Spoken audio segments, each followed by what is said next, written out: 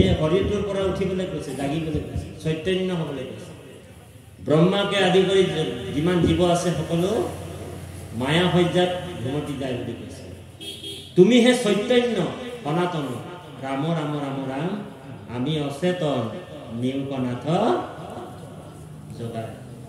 বেদত কৈছে উত্তৰেষ্ট জাগ্ৰত প্ৰায় পৰাণায়াম, উঠা আৰু জাগা।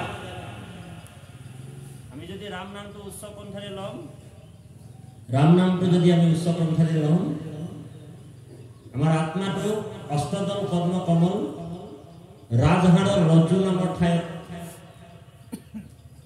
আছে। অষ্টদল পদ্ম কমল এইটো কঠোৰ উপনিষদত আছে। আত্মাটোৰ বাস ক'ত আছে বুলি কৈছে। গতিকে কিমান সূক্ষ্ম আত্মাটো আমাৰ, বোলে বালাগ্ৰ শতভাগৈশ্য শতধা কল্পিতৈশ্য সৌভাগ জীব বিজ্ঞয় সৌসানন্তায় কল্পিতৈছে। বালাগ্ৰ শতভাগৈশ্য, চুলিৰ এডাল যদি আমি মূৰৰ পৰা ছিঙি আনো, তাক যদি 1000 টুকুৰা কৰোঁ, এটা টুকুৰা কিমান সূক্ষ্ম হ'ব।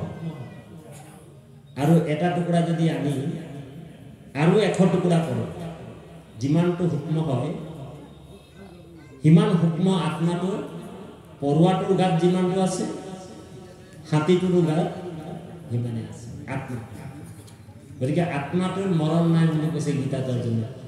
অৰ্জুনক কৈছে, অৰ্জুন আত্মাটোৱে এটা শৰীৰ ত্যাগ কৰি আন এটা শৰীৰলৈ গুচি যায়। এটা শৰীৰ ত্যাগ কৰি আত্মাটো বেলেগ এটা শৰীৰ লয়। গীতাত অৰ্জুনক কৈছে, হে অৰ্জুন, এৰাম যেন নব বস্ত্ৰ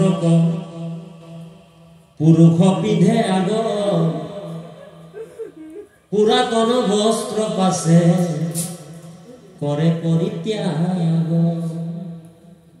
যেন নব বস্ত্র পুরুষে পিধে আগ, পুরাতন বস্ত্র পাশে করে পরিত্যাগ।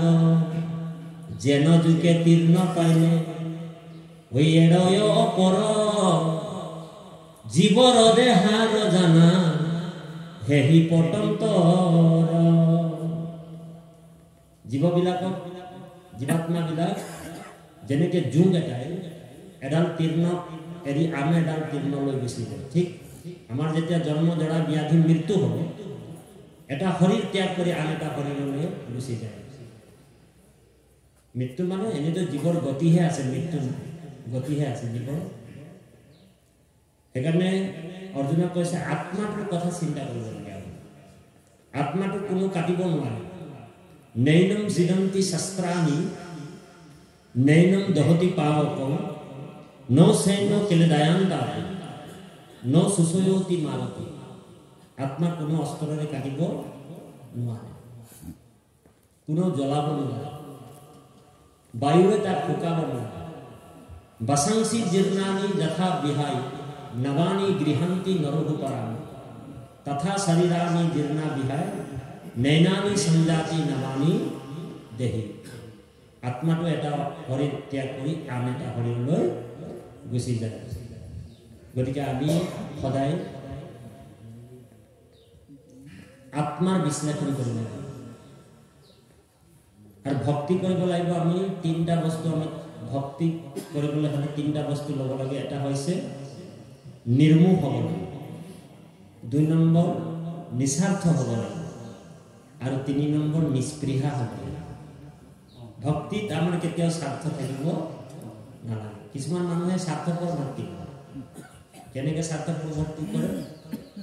বোলে যেতিয়া বিপদত পৰে তেতিয়া ভগৱানৰ ওচৰত যায়, সত্ৰত বোলে চাকি এগছি জ্বলাবলৈ যায়, বন্তি জ্বলাবলৈ যায়, তামোল পাণ লৈ যায়, আৰু সত্ৰাধিকাৰক কয় যে প্ৰভু আপুনি জনাই দিব যে আমাৰ ল'ৰাটোক বোলে মেট্ৰিকত যেনে তেনে 5টা লেটাৰত পাছ কৰাই দিব। অ হৰি,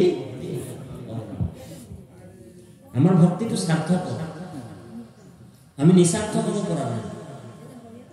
যেতিয়া বিপদ পৰে তেতিয়া ভগৱানৰ ওচৰত দৌৰ মাৰি যায়, আৰু যেতিয়া ভগৱানে আমাৰ সত্ৰাধিকাৰ বা নামঘৰীয়াই কথাটো ভগৱন্ত এপ্লিকেশ্যনখন পেলাই দিয়ে, ভগৱন্ত একচেপ্ট কৰি লয়, আৰু ল'ৰাটোক যেতিয়া 5টা মেট্ৰিকত 5টা লেটাৰত পাছ কৰাই দিয়ে তাৰপিছত নামঘৰো পাহৰি যায় সত্ৰও পাহৰি যায় কি কৰে বাৰু বোলে ব্ৰইলাৰ মাংস 10 কেজি আনিব আৰু ডিজে লগাই কিনে ডান্স মাৰি থাকে ও হৰি ও ৰাম স্বাৰ্থপৰ কিছুমান মানুহে স্বাৰ্থপৰ ভকতি কৰি আছে কেনেকৈ স্বাৰ্থপৰ ভকতি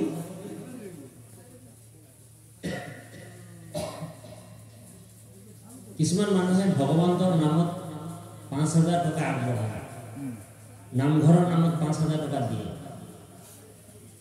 নামঘৰৰ নামত 5,000 টকা দি দিয়ে দিয়াৰ পিছত ইয়াক গাই ফুৰিব মই নামঘৰৰ নামত 5,000 দিলোঁ তাক গাব মই নামঘৰৰ নামত 5,000 দিলোঁ 10,000 দিলোঁ নামঘৰৰ নামত সত্ৰৰ নামত বোলে মই বোলে বাটচৰাটো মোৰ ফালৰ পৰা দিলোঁ নিজৰ নামটো লিখাই ৰাখে হয়নে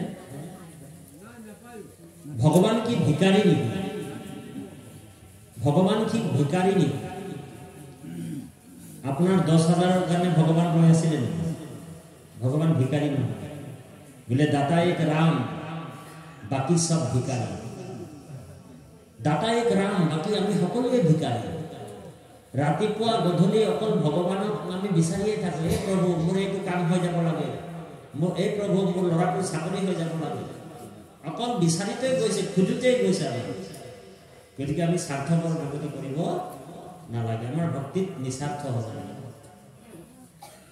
কিছুমান শ্ৰোতা এনেকুৱা নামঘৰত আহে শ্ৰোতাবিলাক কেনেকুৱা নামঘৰত আহে সত্ৰত আহি যায় নাম গাবলৈ আৰু এটা খুঁটা ভাল খুঁটা এটা ভালকৈ আউজি লয়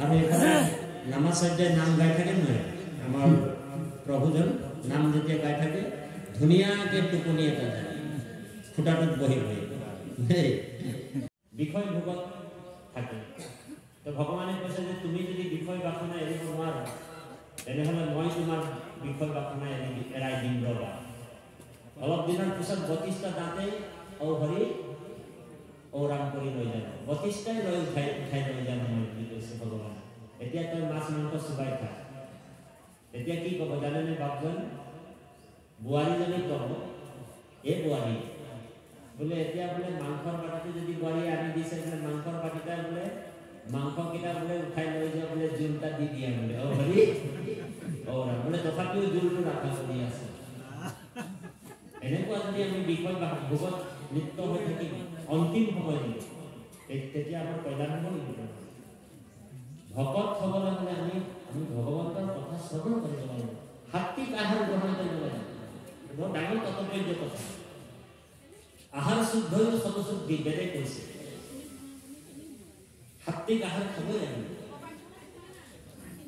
ৰাতিপুৱাতে আহি আপোনালোকৰ চৌকাবিলাক বন্ধ নকৰে মই যদি খাইছে খাই থাকক বাৰু ঔ হৰি ঔ কিন্তু সাত্বিক আহাৰ খাব লাগিব সাত্বিক আহাৰে আমাৰ বিচাৰ বুদ্ধিবিলাকো সাত্বিক বনাব গতিকে কৃপালৰ বাপাই সমস্ত গাড়ীৰ পিছফালে লিখা থাকে নহয় আকৌ আহিম আপোনালোকৰ মাজত আকৌ আহিম এতিয়া অকণমান পাঠৰ মাজত সোমাই যাওঁ এনেতো ভাগৱত ভগৱন্তৰ কথা কৈ শেষ কৰিব পৰা বস্তু নহয় সেইকাৰণে দুৰ্মিল ৰথ সিদ্ধই 9জন সিদ্ধই নিমি ৰজাত কৈছে এৰাম দুৰ্মিল বদতি ৰাজা এ শুনা নিমি ৰায়